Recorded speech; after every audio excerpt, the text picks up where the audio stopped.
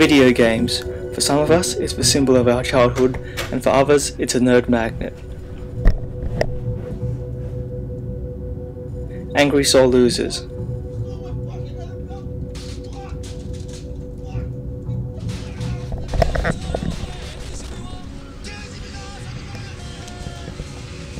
Super competitive and a bit desensitized. These are just some of the things that come to mind when we think of video gamers. The video game industry makes over $3 billion a year worldwide, but with sitting in front of a TV screen all day and some games being super violent, video games hasn't got the greatest reputation. But like all technology, video games are branching out and now being used in the healthcare system to help speech therapists, people with stroke, and just help people get active in general. One person breaking new ground is interaction designer Andrew Johnson of the University of Technology in Sydney, who's been helping make speech therapy a lot more fun. Some of them give sort of feedback on the sound of the voice, so it could be like the pitch of the voice. So we have one bit of software, for example, that gives feedback on how much the pitch of the voice changes when you're speaking. So if you speak in a monotone all at one level like this, the software will sort of behave in a certain way, and if you speak with very expressive voice with lots of pitch changes and lots of up and down in your voice, then the software will give you different kinds of feedback. So there's software like that gives real-time feedback on speech. Oh dear. Blah blah blah blah blah blah blah. And we also have, for example, a version of Pac-Man, which the person who's having speech therapy uses their voice to control the Pac-Man game. And if they sort of do the correct things with their voice, then they'll be successful at the game, and if they do the incorrect things, then they'll be less successful. But the idea is they get motivated to do their exercises more by playing Pac-Man than they would if they were just sitting down doing them on their own. 9 in 10 households have devices for playing video games, so a lot of people are giving their brains a hard workout. We talked to PhD student Christine Shiner from Neuroscience Australia on how the Nintendo Wii is being used to help people recover from stroke. I work in the field of stroke rehabilitation. Stroke is one of the leading causes of disability worldwide.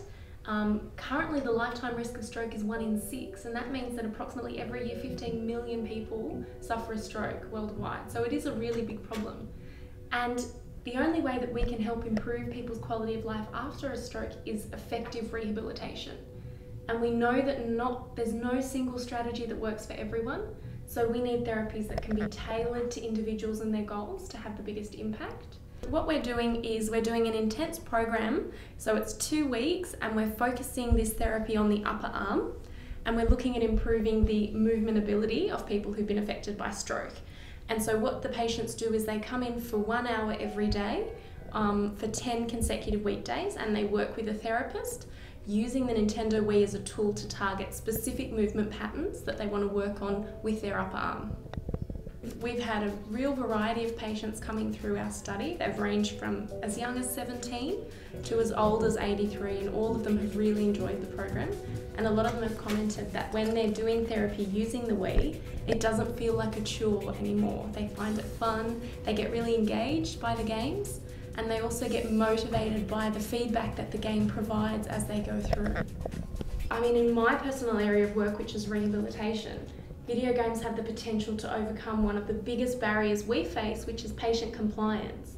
Because we know that it doesn't matter how effective rehabilitation is, if patients aren't willing to do the activities and do the exercises, then they're not going to have meaningful improvements in everyday life. So that's where if we can use video games to make it more fun, more enjoyable, more accessible, we're going to hopefully have a bigger impact on more people's lives. How much video games affect us really depends on how often we play and think of them.